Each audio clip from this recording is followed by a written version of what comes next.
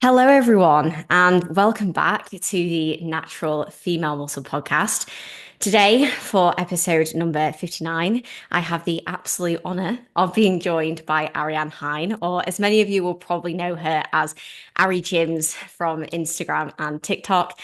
Ari competed for the first time last year in 2024 in the figure division, coming second in toned figure at the PCA Yorkshire and top three in figure at the UK DFBA International, a show where I was actually extremely fortunate to share the stage with Ari on this day. And this is actually why I love bodybuilding so much, because you get to meet so many wonderful people that you might not have met otherwise if you weren't in those situations. And I knew immediately from when I had a conversation with Ari after the stage that I was like, right, I need to get Ari on the podcast and have a good chat with her. So, she's had such an incredible journey to get to where she is today and has so much value to share with her experience as well, with what she's experienced through bodybuilding so far, including what she's learned from her first prep, and how to especially achieve her bodybuilding goals that she already has through managing her endometriosis as well. There's just so much that we can talk through today that I'm so excited for. So I can't wait to dive into today's episode. And I just want to say, firstly, Ari, thank you so much for coming on. Thank you so much for having me. Honestly, this is the biggest full circle moment, having relied pretty heavily on this podcast to get through my own prep. I'm so excited to be back here, to be here. I always talk about I always talk about pinch me moments on my socials, and this is definitely one of the biggest pinch me moments yet. So thank you. Oh, honestly, you're so welcome. Like I say, I really, really mean what I said there with how much like I have really wanted to just get you on, and you meet certain people in life and in bodybuilding where as soon as you have a conversation with them, you know when you like click with that person, or when you can tell that there's just passion or meaning or something wonderful behind their story. And I knew that as soon as I met you. So yeah, I'm really excited to dive into everything today. But I think the best place to always start with these episodes, and honestly, I want to ask because I'm nosy and I find that the best thing to always find out about someone's journey is how they actually got into this, because so many people come from so many different walks of life and different journeys to get to where they're at today. And we can probably all agree that natural bodybuilding is a very niche endeavor. So it's always interesting to know how you got into it. So for you, where did everything start, and what was it that even kind of got you into like training in the first place? Because we know bodybuilding always comes later down the line. So, what were you like growing up, and what was it that kind of sparked a lot of this journey to begin with for you? Yeah, so I've had quite an interesting journey with fitness itself. Growing up, I had quite a disordered relationship with food. From about age 11 to 16, I was really not doing well mentally, having been diagnosed with anorexia nervosa. Yeah. Spent a lot of time really struggling and ended up recovering around age 16.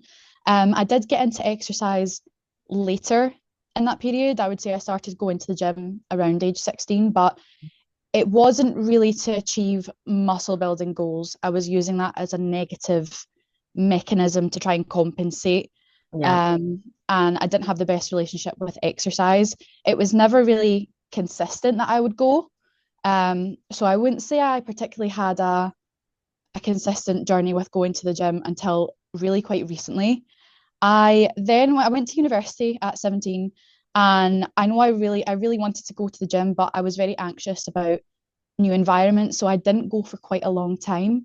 I eventually did go to the uni gym, but again, it was sort of on and off. It was every couple of weeks. Never had a really good training schedule. And I essentially, during my undergrad, I didn't really train for the last 2 years of uni because, pressures, academics, deadlines, it was just all a bit too much. And I went on for this for a little while where I would only go to the gym once every sort of 2, 3 weeks. I had no set plan. I wasn't really doing any hypertrophy based training. I was trying to like hit maxes every time I would go to the gym. And on the side, I was trying to do couch to 5K. And Yeah. I wanted to be active. I always knew I wanted to be active, but I never found anything that I truly loved Mm. within the fitness realm. And then COVID hit and all of the gyms closed, and I became pretty much completely sedentary. I gained a lot of weight. I was about 83-ish kilos at one point, which for my height it's quite a lot of weight to be carrying. I was quite unhappy, I was unfit, and it was really impacting my endometriosis. I find that with this condition, sitting with like more adipose tissue is actually quite negative Yeah. for those symptoms. And it really got to a breaking point after I joined for my PhD in 2021. And I decided a new start with my academics. I want a new start with my fitness journey. I hired my first lifestyle coach, and I decided that I really wanted to take this seriously and make a change because I was at a point where I was no longer happy and I didn't want to continue living that way. So he set me up with an upper lower split. We were going 4 times a week, doing some cardio, some steps. I was on a meal plan for the first time. And I just really enjoyed having some structure in my life. We did some hypertrophy focused training. I began to really quickly enjoy this, but the goal was only ever really to tone up. Mm. So I lost like roughly 20-ish kilos with this coach over 8 months, which Okay. is pretty decent. Just toning up by losing 20 kilos. Yeah. And you know what? I did get like decently lean. Yeah. I was happy with how I looked, but we did a photo shoot and I realized I was lean and I had some definition, but I didn't actually have a lot of muscle. I didn't have a lot of strength. So after this cut, I lost a lot of fat, but I decided that I wanted to put on some mass. So I went into a sort of pseudo bulk. I did this myself. I decided to step away from the coach because I'd been with him for a while and, finances and things like that. I wanted to Mm. self-coach and I would kind of push up my body weight a little bit, eat a bit more, but I would always sit within the same sort of 4 or 5 kilos. Yeah. I would never push myself to an uncomfortable level of body fat and I would never cut down to a level where I was uncomfortable. So I was just kind of sitting in that safe zone and never really pushing outside of my comfort zone. And then with my whole transformation, I kind of fell into the social media space, posted some transformations on TikTok, and they went like decently viral. I gained a little bit of a following from there. And, being in the fitness realm online, you do see competitors. It was never really anything I had in my mind. I work with a gym clothing brand, and they reposted one of my videos on their socials. And I remember vividly, I got a comment from a guy that said she wouldn't place top 3 in a regional show. Um, Wild comment, mate. yeah, very rogue. And I replied saying, I'm not a competitor and I don't want to be, Yeah. basically, which is so ironic now. And I remember he replied and he was like, well, clearly. Mm. But that kind of planted the seeds. Not that that's the reason that I got into competing at all, but having seen a lot of social media content of people competing, that comment, and then my friend also decided to start her bodybuilding journey in the figure category, which is a category I always really resonated with. Yeah, it just kind of planted the seed. And that's how I stepped into the bodybuilding realm. I suppose it was just a natural pipeline from socials To now, yeah, no, competing. it's Mhm. amazing you have been through, like you'd already been through obviously kind of like so much before you even got up to that point. And it is, especially with like you say, you were just looking to tone up, but then you actually lost 20 kilos, which is quite a lot. I actually would love to even go back to that and kind of ask you how you actually felt at that point, because as you say, you'd come from kind of a background of having like disordered eating when you were younger Yeah. to then getting to that point where I can imagine you felt quite out of control in like a negative way to then go into like a big fat loss phase, which Yeah. I'm assuming that was also kind of like the first time that you'd really even gone through a big fat loss phase since you've been of Yeah. healthy body weights as well. Like, how did you even find that like first experience with your lifestyle coach and that whole Mm. time period?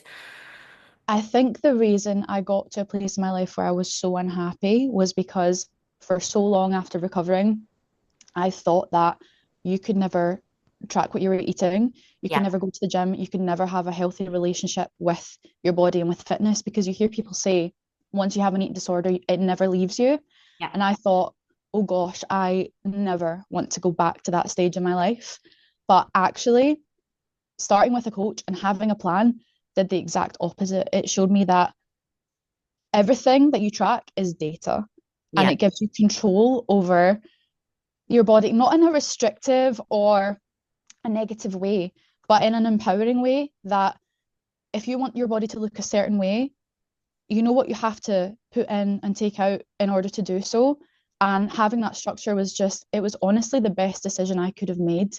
And it has healed my relationship with food much more than eating Yeah. an unlimited amount or not being conscious of what I'm eating ever did. That wasn't food freedom. Food freedom is being able to know what I'm putting in my body and yeah, just being able to decide what I put in. Yeah, I literally couldn't agree with that more, and I love that so much because it's so funny. Like I came from a very, very similar background, where I literally went through the same kind of disordered eating patterns at very similar ages as well, and I went to that opposite way where it's like people say, "Oh, you can't have any awareness of your food. You shouldn't think about anything. You shouldn't even have any physique related goals or anything like that." But then you go on the opposite side and it's like, there's no balance between the two. Yeah. Like it makes no sense.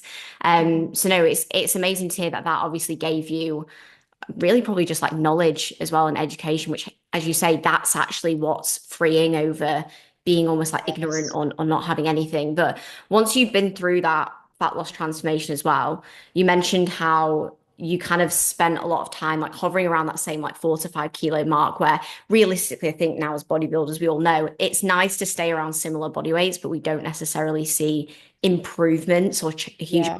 the physique.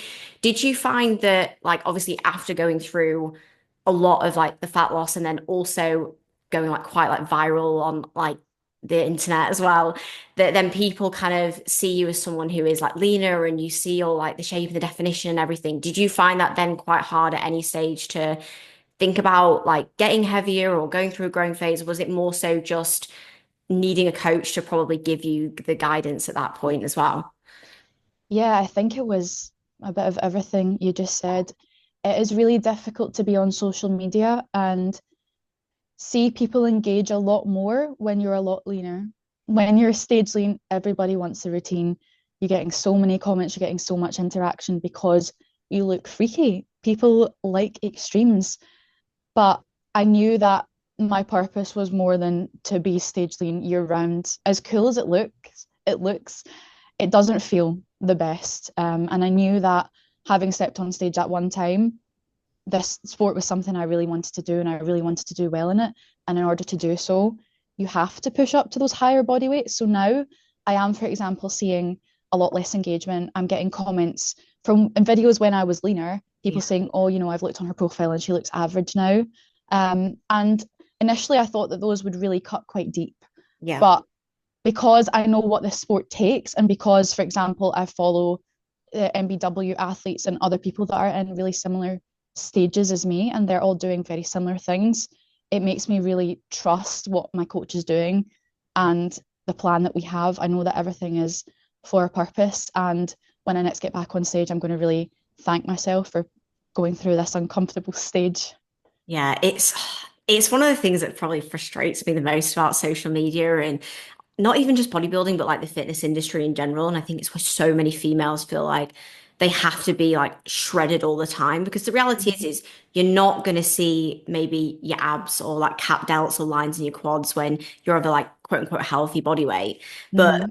if you don't look like that on social media, then people think, does she even lift? Or, does she even go to the gym or she's let herself go? And it's like, it couldn't actually be further from the truth because what you're actually doing is you're actually pushing yourself probably more than ever.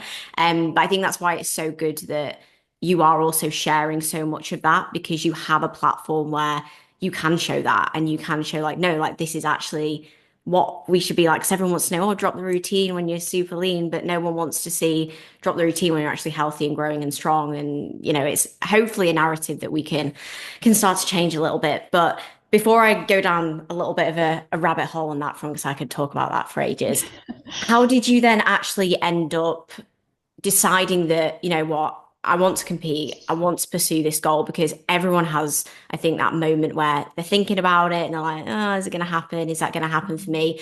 What was the thought process like for you at that point in time when you were like, oh, I actually want to look into this a little bit more? Yeah, so obviously I had that comment shared on the page where my video was shared, and it did have me thinking, but never really too deeply. The idea of competing, it was in my mind, but I didn't ever think that I was going to pursue it. I never saw myself as ever being a bodybuilder in future. But I was curious and I joined a Facebook page for people that compete. And I remember I posted a couple of physique shots and I said, essentially, do you think there's any potential here? And it got a decent amount of engagement. So those couple of things were the first things that planted the seeds. I did decide to reach out to a couple of coaches. I spoke to maybe 5 or 6, and there were some that I had a really good connection with, but there were some comments made that I just wanted to leave the idea of competing after hearing them. So there was a coach that I had a really good connection with. And I remember thinking that I was going to sign up with them, but there was a comment made that said, there's absolutely no way that you can compete as a figure athlete and be natural. You'd need to do a bikini. And I did feel a little bit crushed, but because I hadn't really developed this idea of competing, I thought, okay, they probably know what they're talking about. Maybe I just need to leave this idea of competing because I wasn't comfortable with pursuing an assisted route as someone who hasn't really been training that long. I don't think I've given myself the opportunity to be as integrated in fitness as I could be and reach my natural potential. So that wasn't something I wanted to pursue. I knew that I didn't want to do bikini just because the category didn't really resonate with me. I love training upper body and I always looked at figure athletes and was in awe of them. So yeah, I felt a little bit crushed and I stepped away from the idea then. But my friend, she had recently signed up with a coach and she wanted to do the figure category as a natural athlete. And she asked him privately, it was never meant to come back to me. She asked him whether what that coach said to me was true and would be the case. And my now current coach essentially said she has potential as a figure athlete. And my friend said, if you want to reach out to my current coach, you can do so. And I did so. And that's how we ended up with that client coaching relationship.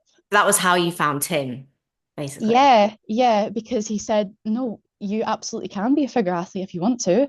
Mhm. Yeah, and that's where it also helps to have a coach and have somebody like Tim's obviously incredible, who has an idea as well of what the landscape is like for natural female competitors as well, because that's also the issue is like you could, as I'm assuming, maybe had a consult with a coach who doesn't know what the opportunities are. And yeah, for sure, if you're looking at either two directions really. One, you're looking at like the NPC and you're thinking, yeah, okay, maybe to be at the top level, you maybe would benefit from having assistance. Like, let's be real, like we all know that that's going to be the case.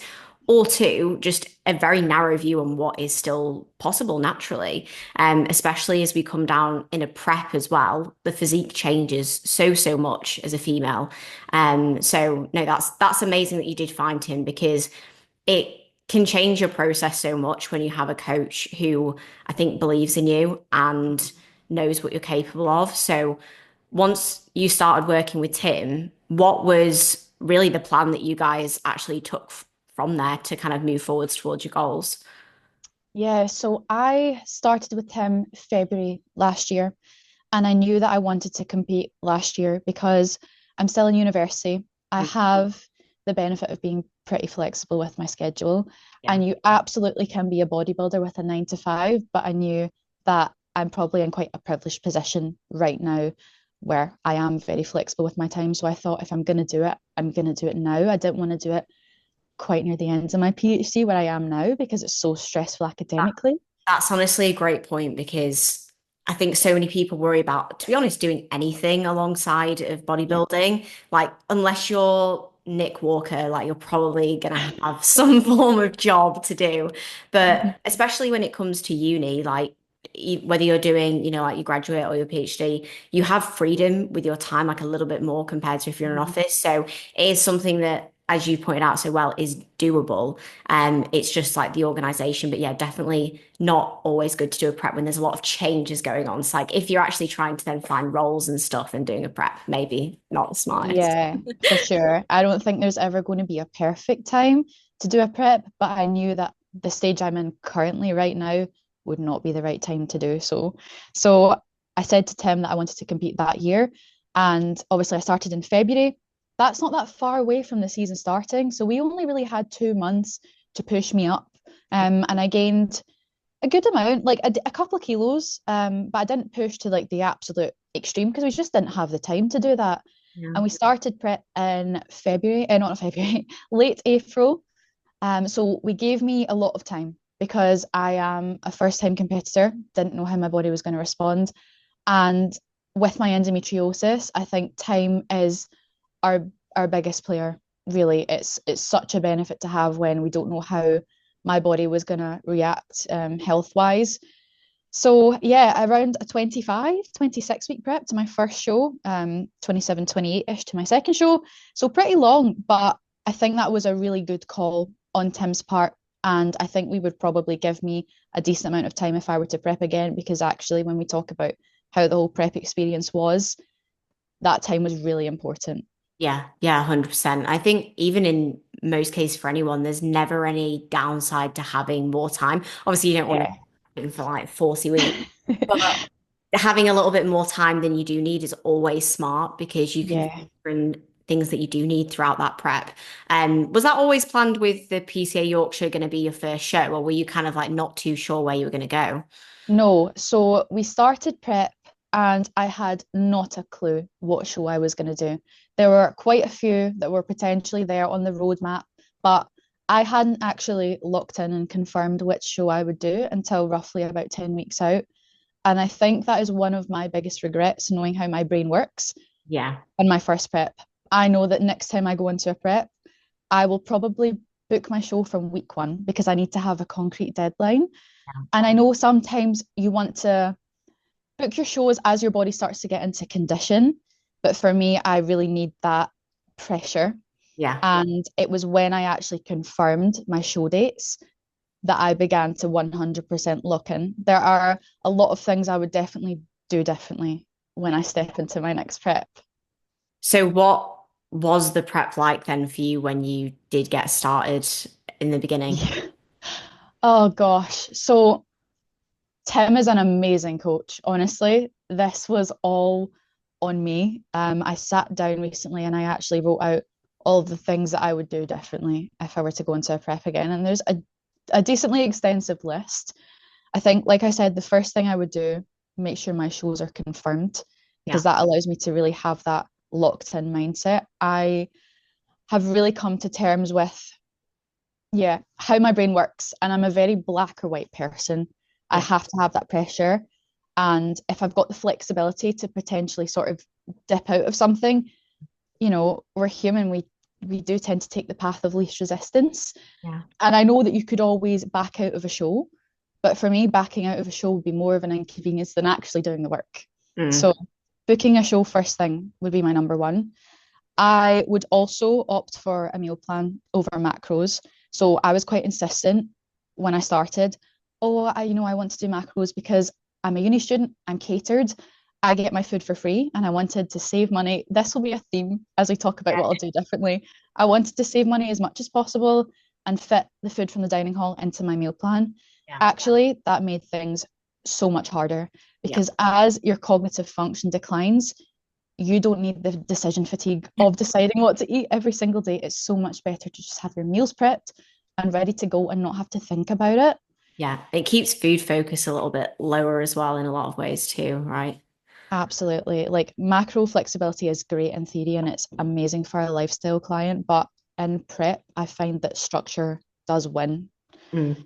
Yeah. Yeah. So those two, I would also want to stick to my plan. Slip ups do happen, but I think in future I'm gonna live by the motto that yes, they can happen. Give yourself some grace, but Mm. never miss twice because I know myself and I know that it's a snowball effect. Mm.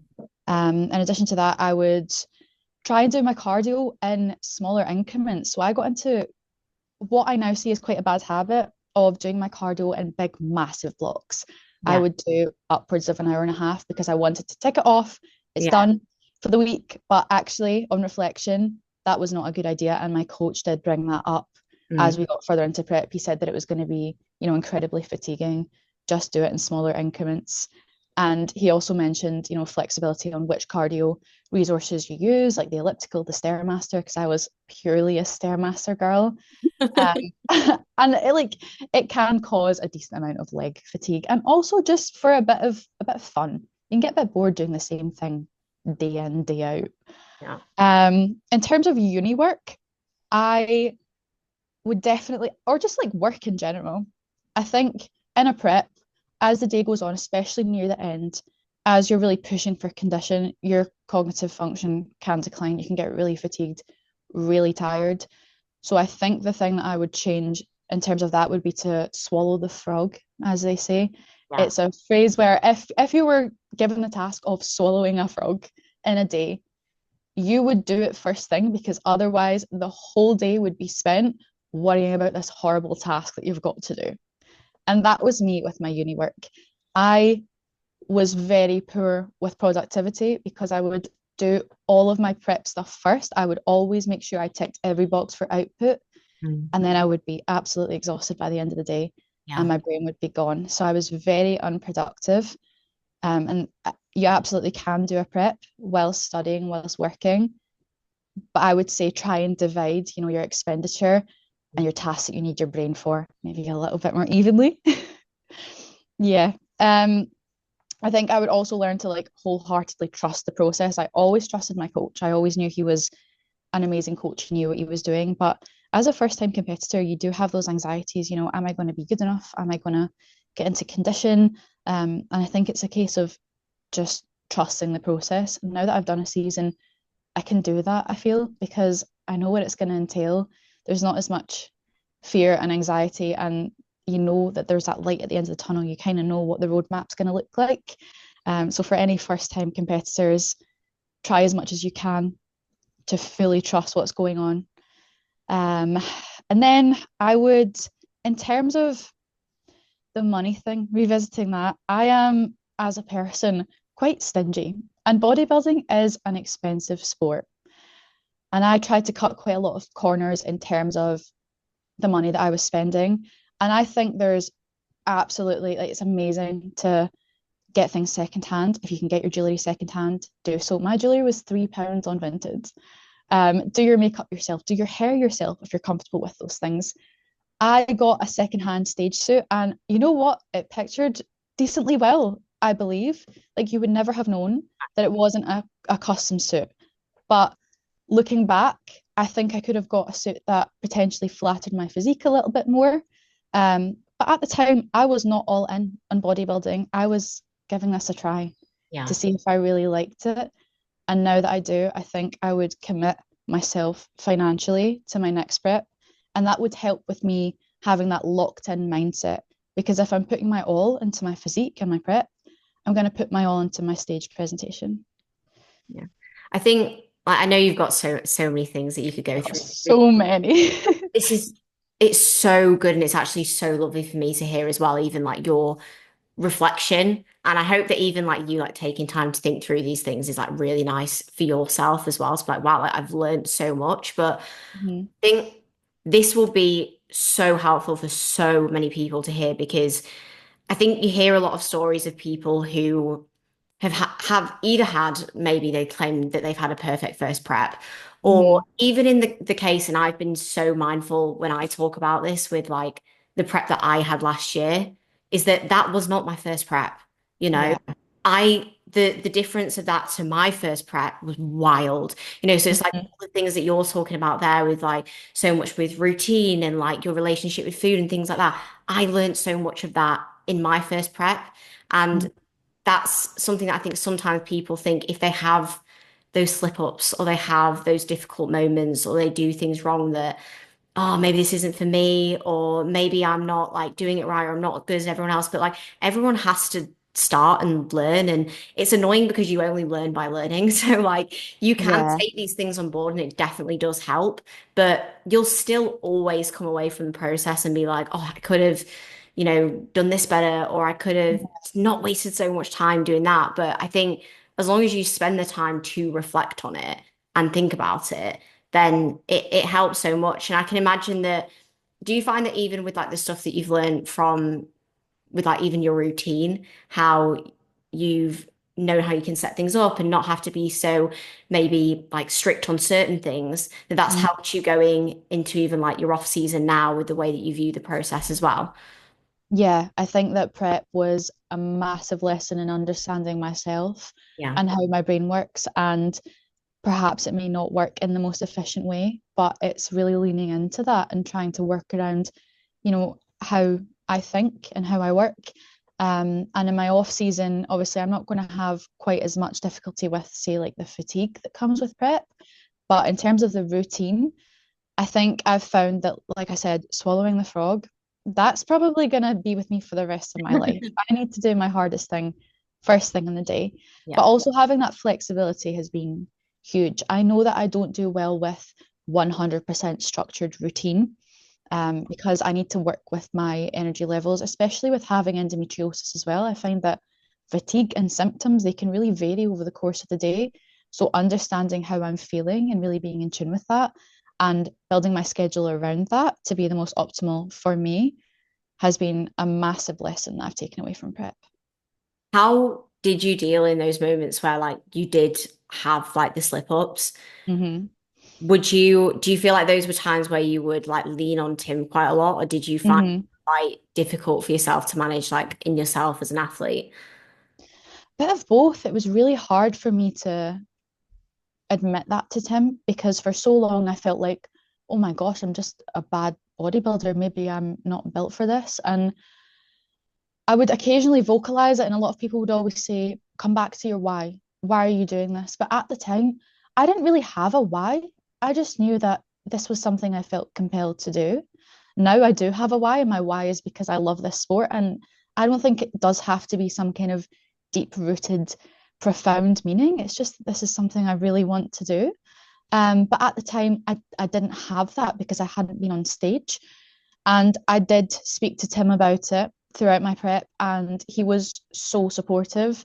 He knew when to go hard on me, and he knew when I was feeling run into the ground and he had to have a bit of a softer approach. Yeah. But he did come down quite hard on me. It was probably about 10, 11 weeks out, Mm. saying, you need to decide if this is what you want to do because this is the bit that's going to be really difficult.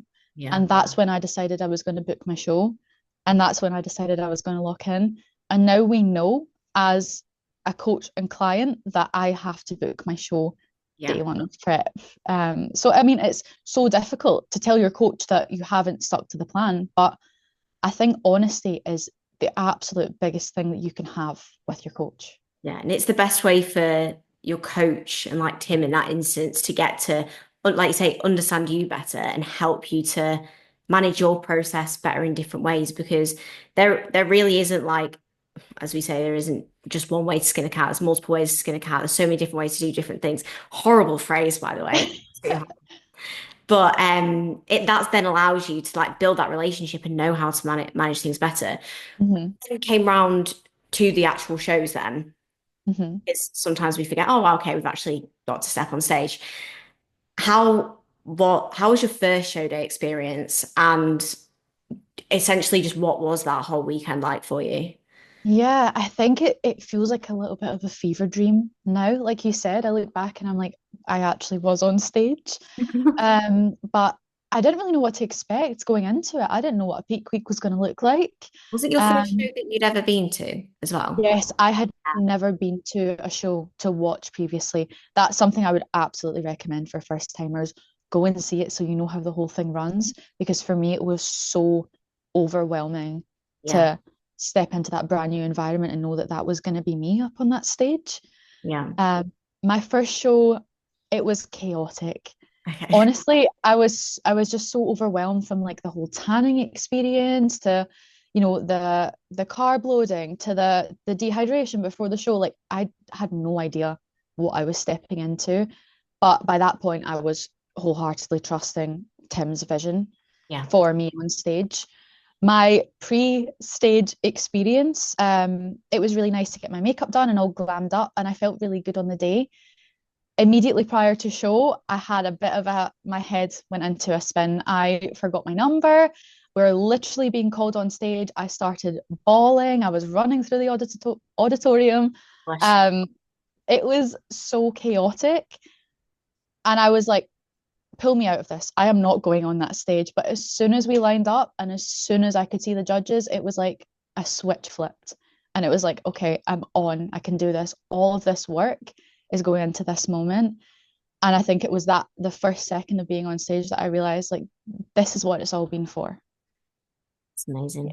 No, that's those are the moments where I think you do know, like you will know when you get on stage, when you've been through Hmm. that show day, how you really feel about it. Hmm.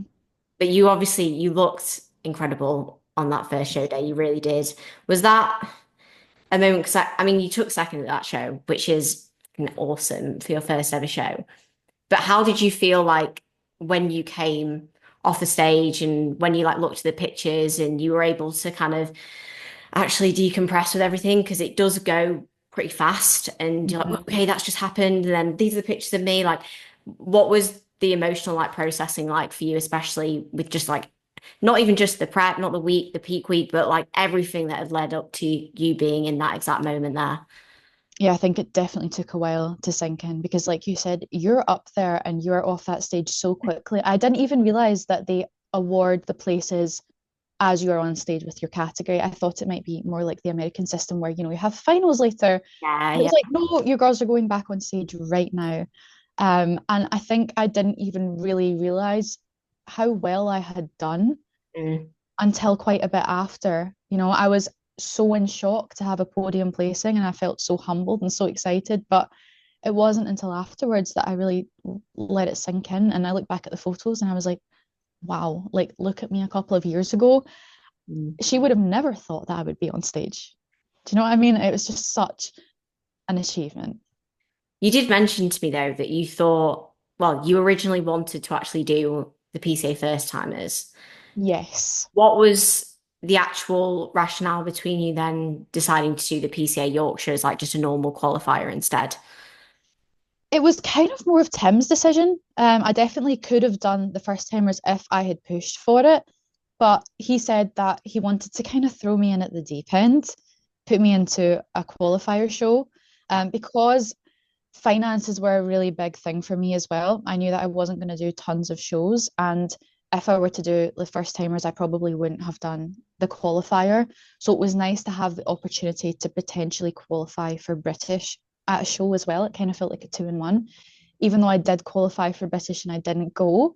Mm. But I think that was the thought process behind it. Just throw her in and see how she does. And I'm glad that he did.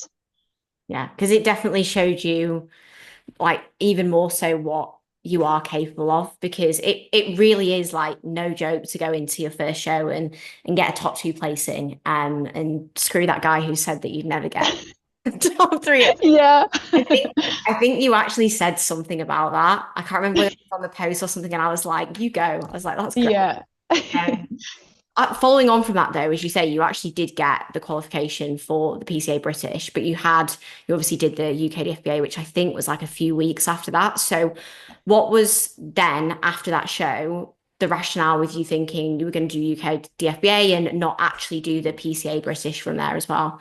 Yeah, so I always knew that I wanted to compete in a natural show, just to kind of get the experience of different feds and see how I land amongst the pack in that scene. And also, it's just a different show day experience. There's different posing, it runs differently. So I wanted to have a little bit of variation. I actually never walked into PCA expecting to qualify for British. So for me, that was never on my roadmap. That was never on the cards. And I had kind of set aside a certain amount of finances. I had mentalized my season would end with UKDFBA. And I think even though it was such an honour to qualify for British, and I kick myself now, and I wish that I went, and in future I definitely would set aside that time and money just in case I get an invite. It was the right thing to do for my first season because I was able to lock in again for those last 2 weeks between the two shows. But I think it was maybe another 3 weeks or something until Yeah, it was the PCA week. It finals. was the week.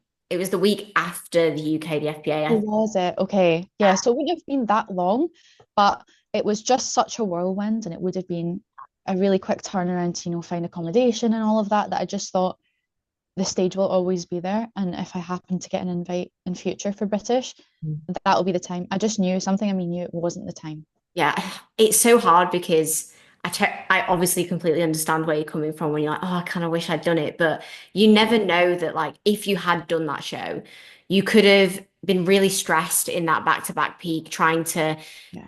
I know it sounds silly, but it's even like get the tan off, get the look good, get the accommodation there, get everything sorted again. Yeah. Like stressing out about that. It might have been a weekend that by the end of it, you then actually felt wiped. And I always think in some ways it's kind of good coming away from a season wanting more rather than coming away from a season feeling like literally like done. You're like, I'm finished. Yeah. And that is something that in some ways you can probably really like look forward to in the future because PCA British is definitely an exciting one. I qualified for it as well, but I was like, oh, I'll stand no chance even if I go there anyway. So I'll finish my prep here. I'm all good. But how did you find the UKDFBA experience in comparison to PCA? Because like you say, they're very, very, very different federations and very Yeah. different show days. They're very different. I think I do kind of love the theatrics of PCA. Mm. It I just the 60-second pose out, like I loved that. And all of the different fun poses. Like I had a great time there, but it was very overwhelming. The natural show that I did, the UKDFBA, it felt a lot more chill. It felt a lot more sort of like personable. We had the athletes meeting beforehand where, the head judge spoke to us, and it just felt like a lot of a closer knit community. And I'm really glad that I did both. And I think in future, as long as I am a natural athlete, which I don't see that changing for the foreseeable, I will always kind of dip my toe into both because they're so different and I love different elements of both. Mm. Yeah.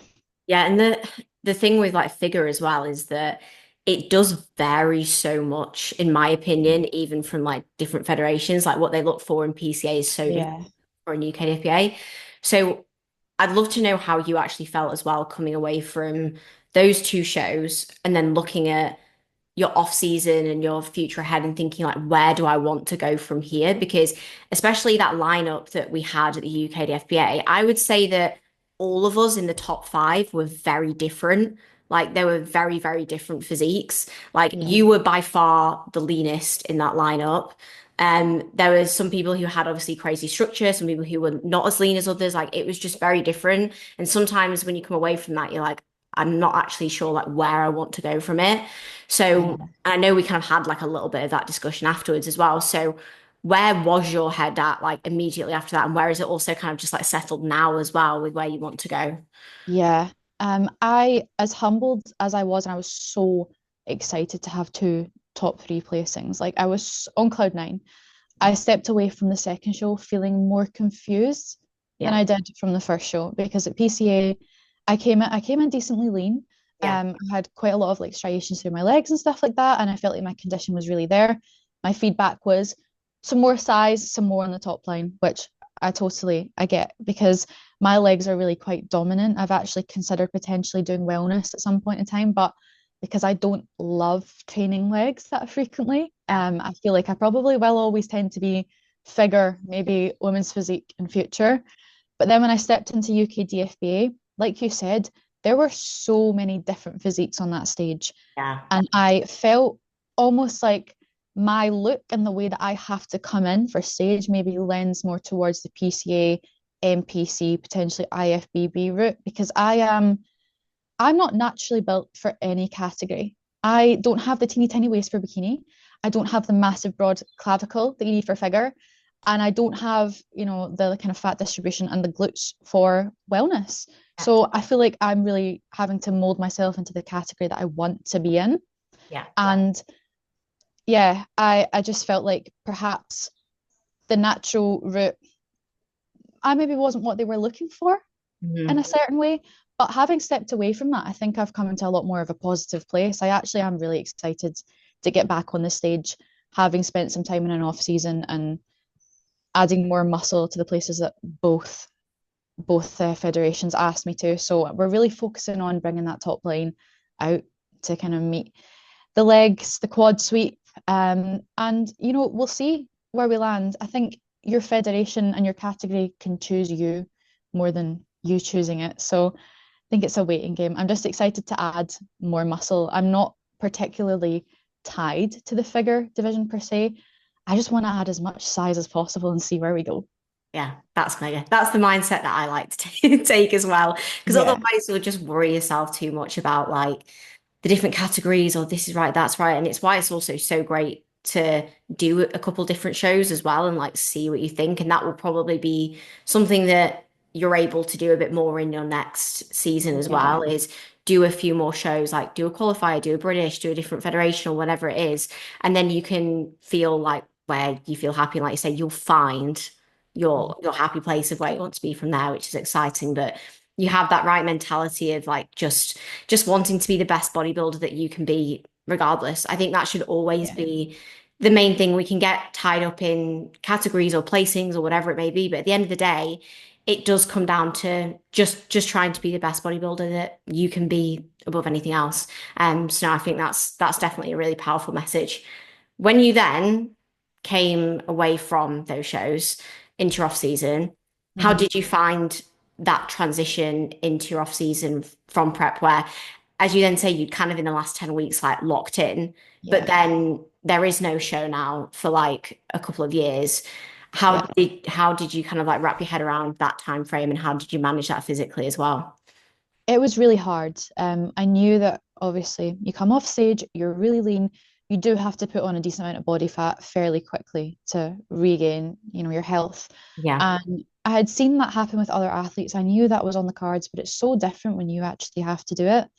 I I was really thrown by my post-show initial weight gain. So I had a reverse plan, but I decided I wanted to take a couple of days just to enjoy myself.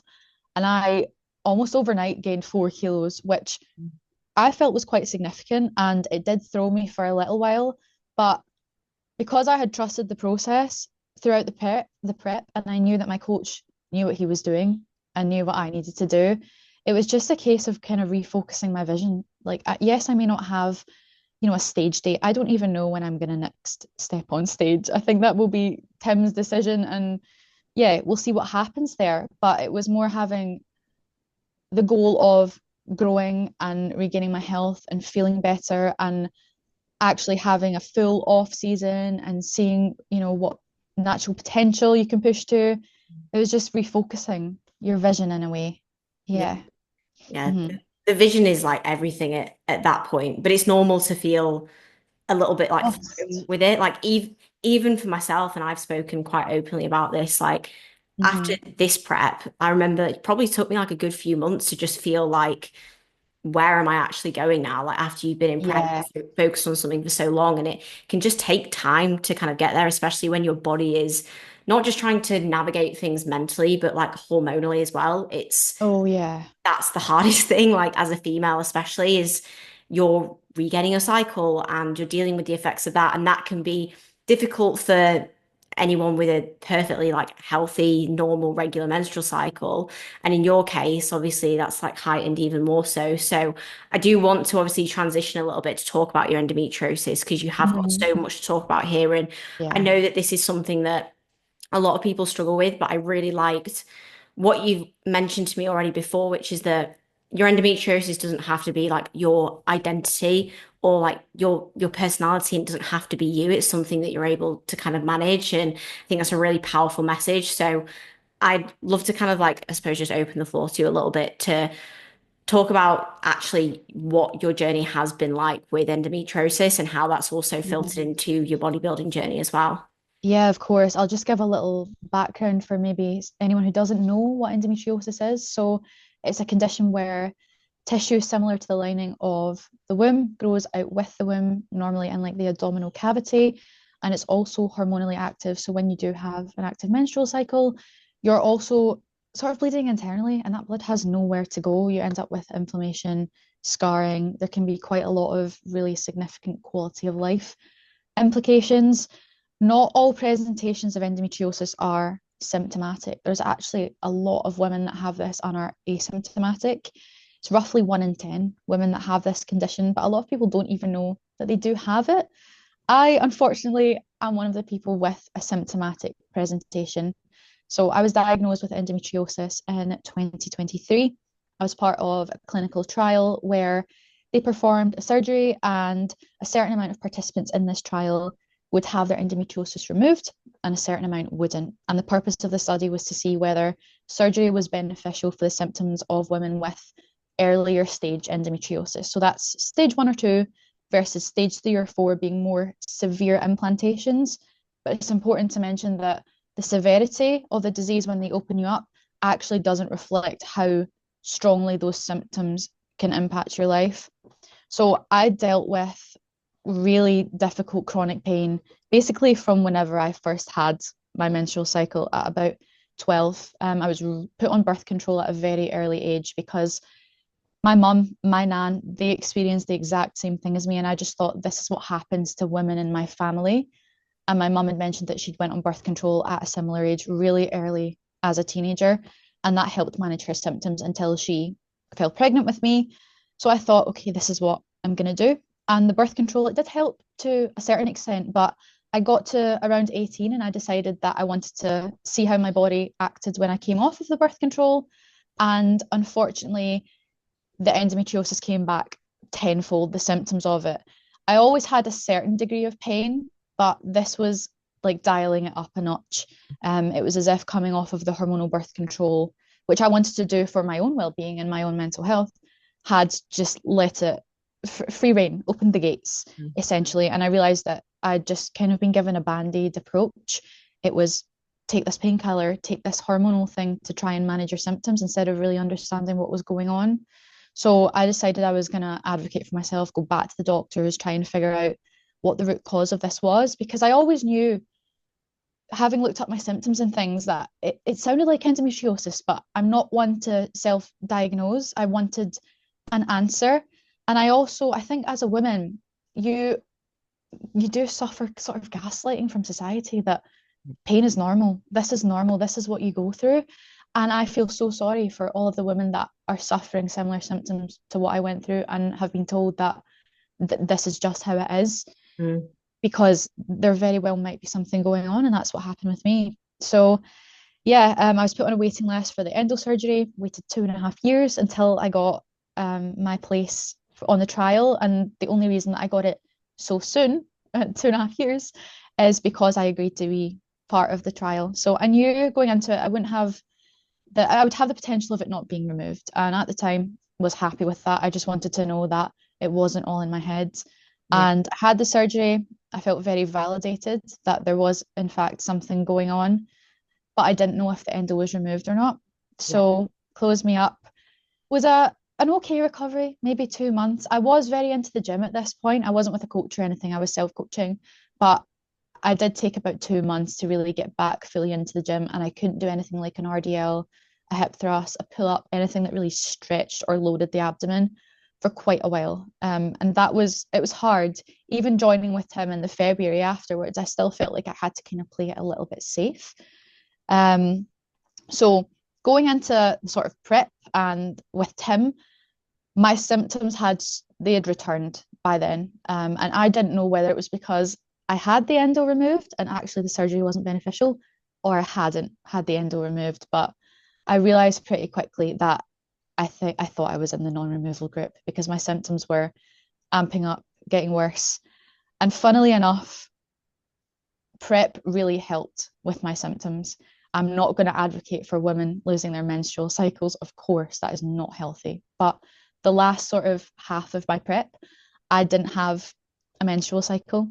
And it was really nice to not have to deal with the symptoms that I have to deal with now.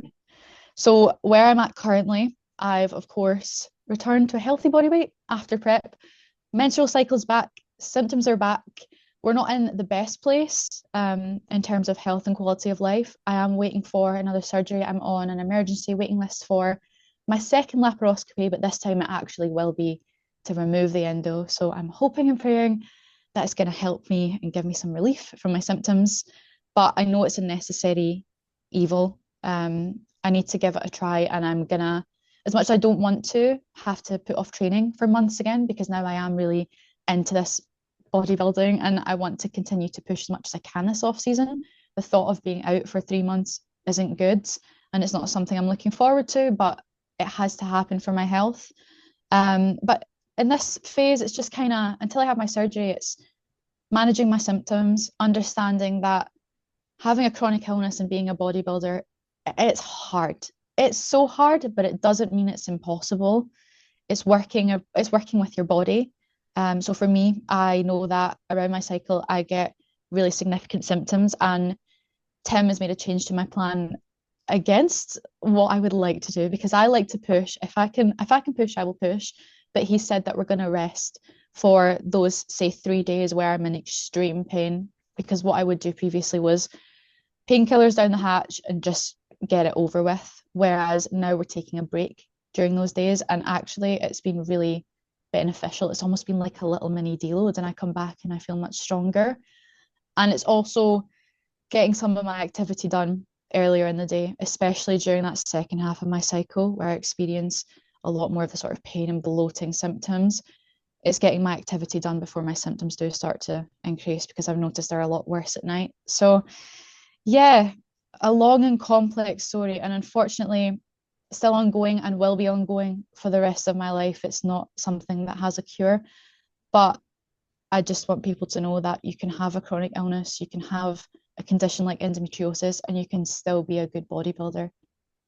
No, honestly, thank you so much for sharing that because I know that so many people are going to find that really helpful and it will help them to feel like they're not alone in what they're going through because so as you say, so many females actually do experience it. Like 1 in 10 is a lot. Like that's a lot. And obviously not everyone does experience the symptoms, but I know that like those who do, like it's not a joke. Like and it is frustrating because like you say, so many females have basically experienced gaslighting where it's like, you're fine, it's pain, like you'll get over it. And it's just, it is frustrating because you don't know unless you've been through it, you don't know. But that's not to say that you can't still achieve the things that you want to achieve. It's just actually understanding what your body needs. And that's a real thing that so many bodybuilders struggle with is knowing sometimes you have to do less or you aren't going to do what this person's going to do, but that's fine because that's actually going to get you a better result, because if you push through pain, you push through discomfort and you don't rest, your body's going to be even more inflamed and even more stressed. And that's not going to help you to grow muscle or recover or any of these things. And actually giving your body that time and just understanding your body, as you say that you and Tim have been able to do, is so important. Has because I know you'd mentioned to me that there may be some things that you were doing like supplementation wise as well. So you've of course touched on just generally understanding your symptoms and being able to know it's okay to manage training and things like that around it too. Is there anything that you would recommend to anyone who is struggling a lot more with the symptom side of things, with anything that's helped you with supplementation or food or anything like that? Yeah, of course. I find that like an anti-inflammatory diet can help a lot of people. I haven't lent too much into that, but just generally having a meal plan that is it revolves around more whole foods has been really beneficial for me. I noticed when my symptoms were at their peak, I was eating a lot of processed foods. Yeah. Since stepping into this bodybuilding lifestyle, of course, my symptoms they have got worse since my initial surgery, but they aren't where they were previously, and I think they would be a lot worse if I did have that kind of diet. So being on a meal plan, eating the same consistent foods, removing anything you find might be a flare up, a cause of a flare up, a trigger for you. For example, meat, really strange, but egg whites. Near the end of my prep, egg whites started to really aggravate me, and I would have such bad bloating, GI symptoms, and it would also just that inflammation would cause sort of the gynecological issues as well. It was very strange, but we just cut them out, and it's been so much better. As well as that supplementation, like I said, I've been quite stingy in my bodybuilding journey until now. And I always thought supplements, they're not needed. I don't think anyone needs supplements, but it's good to add them in if you're not getting these things from other sources. So I've added D3 and K2, I've added omegas, I've added some magnesium, ashwagandha. All of these things I do think are helping. And I know there's a supplement called myoinsitol that a lot of people find really beneficial. I haven't tried that one yet. In terms of managing the pain and still being able to train, sort of out with that 3 day no training zone, I would really highly recommend a TENS machine. Mm. Before I heard about these, I thought there's absolutely no way that those work because how it works is there are little electrodes that go on your stomach or wherever. People use them for back pain, for all different types of pain. And they send little electrical impulses. And the way that it's supposed to work is your brain can't process the pain that's going on inside of you because it's focusing on these little electrical impulses. And don't get me wrong, it doesn't take my pain down to a zero. But when I'm having a really significant flare up, it might dial it down a little bit, which is enough for me to then, with some painkillers, manage my pain enough to still get my training in, still get my steps in, still be present and be able to get on with life and bodybuilding. So, there's not going to be a magic cure for endo, unfortunately. But I do find that all of these things that can help with your pain and your symptoms, they actually are really worth the investment. No, that's honestly incredibly, incredibly helpful. Thank you so much for sharing those as well. Because as I said, related to the whole story, so many people will find that very helpful because a lot of people do just keep to themselves and they don't look into different things and think, oh, I just need to deal with it on my own. But hearing those things will be helpful for so many. So I know that we've talked on for a fair while now. But I want to thank you so much for your time today. Honestly, I've loved this conversation. You've given so much value. I don't know how many times I can say that, but I know that people are going to love listening to this episode. So thank you for taking the time and making it so informative and so helpful for others because you have got so much positive impact that you can share through your journey. So keep doing that because it's absolutely amazing what you're able to do and you'll be able to impact so many others so well. So thank you for your time today. I suppose I want to give you again the floor a little bit at the end to let people know where they can find you, any of your socials, anything at all that you want to plug. Now's your time. So plug Yeah. away. So if you want to find me on socials, it's Ari, ARI dot gyms. And I'm hoping to use my platform a little bit more to share about my competing experience. I've noticed that whilst I was in prep and actually post show, I didn't really talk about my competing experience. If you go on my TikTok, you may not even know that I did compete because I was so low energy, I didn't really post about it that much. But now that I'm post show and taking the time to reflect on it, I realize that actually I do want to share a lot of this because my prep experience and my show experience, I feel, is so different to the rhetoric that you hear on social media. And for so long, I was so embarrassed. I would post my prep dumps, and I remember I'd post them with like super upbeat music. And actually, it was a really hard week that I was reflecting on, but I made it seem like it was the dream. And I want to be able to share both the positives and negatives of competing. So I'm really hoping to use my platforms to speak about that, speak about, being in the off season, and obviously documenting when I do next step on the stage, which is undefined at this point. So if you want to give me a follow, I'm over on Instagram and TikTok and actually on YouTube now. And if you ever have any questions about competing or endometriosis or, balancing uni and competing, anything like that, always drop me a message. Amazing. Well, I will make sure to link everything in the description below. So everyone, please, please do go and make sure to follow and check out all of Ari's socials. Promise you will not regret it. And thank you just to everyone who has listened to this episode. If you have enjoyed the episode, please make sure to like and subscribe if you're watching on YouTube. Make sure to give us a rating if you're listening on Spotify, and just make sure to share the episode. Share the episode, tag us because we'd love to see that you are listening along.